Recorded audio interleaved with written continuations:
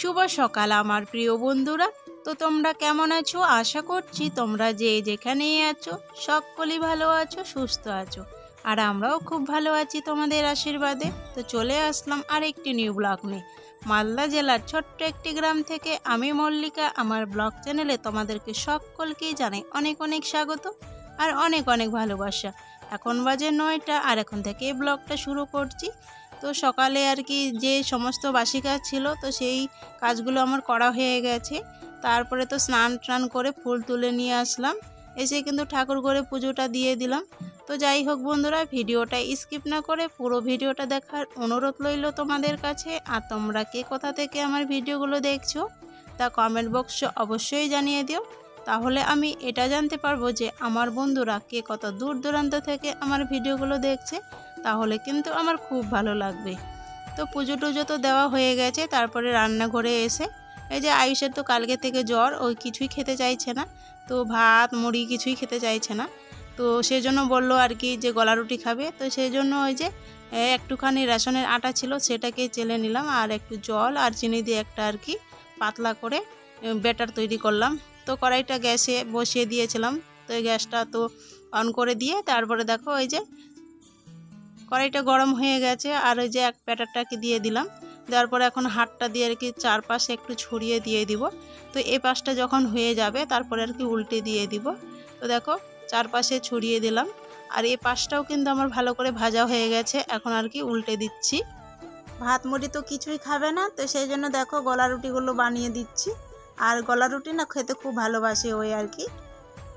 তো দেখো উল্টে দিয়ে দিলাম। আর জানো তো বন্ধুরা, আর জ্বর মুখে না কিছুই খেতে চাইছে না। তো কালকে তো ভাতও খেলো না, মুড়িও খেলো না। তো কালকেও কিন্তু এরকম করেই আর কি গলা রুটি বানিয়ে দিয়েছিলাম, তো দুধ দিয়ে খেয়েছিল। আর আজকেও আর কি সকালবেলায় আর কি বলছে যে আমি ভাতও খাবো না, মুড়িও খাবো না, আমাকে গলা রুটি বানিয়ে দাও। তো সেই জন্য দেখো আবারও আর কি গলা রুটি বানিয়ে দিচ্ছি। তো দেখো এই রুটিটা তো ভাজা হয়ে গেছে, আবারও দিয়ে দিলাম। তো আবার আর কি হাত দিয়ে চারপাশে ছড়িয়ে দিলাম, ছড়িয়ে দেওয়ার পরে দেখো এ পাশটা কিন্তু হয়ে গেছে। তো এ পাশে হওয়ার পরে তারপর আর কি উল্টে দিচ্ছি। আর গ্যাসটা কেমন হয়েছে বলো তো, একদিকে না মানে খুবই আর কি জ্বলতেছিল, আর একদিকে একদম আগুনের তাপটাই উঠছিল না।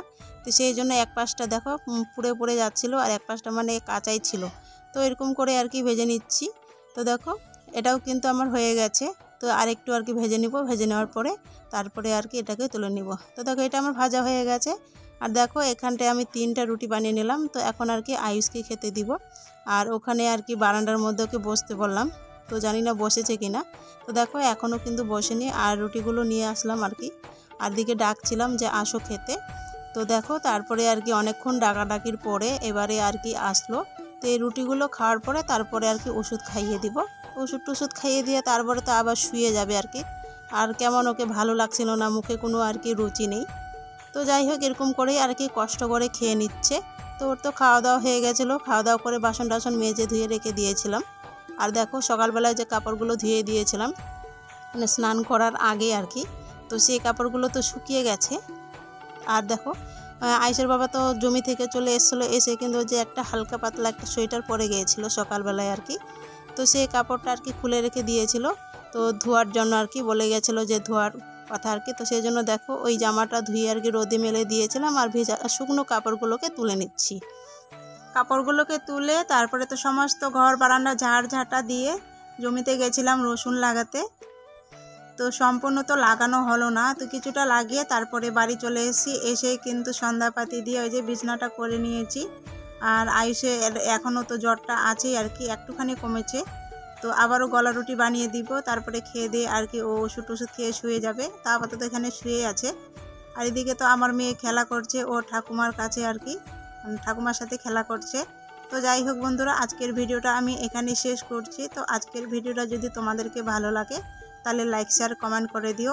আর তোমরা যারা আমার নতুন বন্ধু হয়ে এসেছো তাদের কাছে অনুরোধ আমার পাশে থাকার জন্য। আর তোমরা যারা পুরনো বন্ধু হয়ে আমার পাশে আছো তাদেরকে তো অসংখ্য অসংখ্য ধন্যবাদ। তো তোমরা সবাই ভালো থেকো, সুস্থ থেকো, সবাইকে টাটা।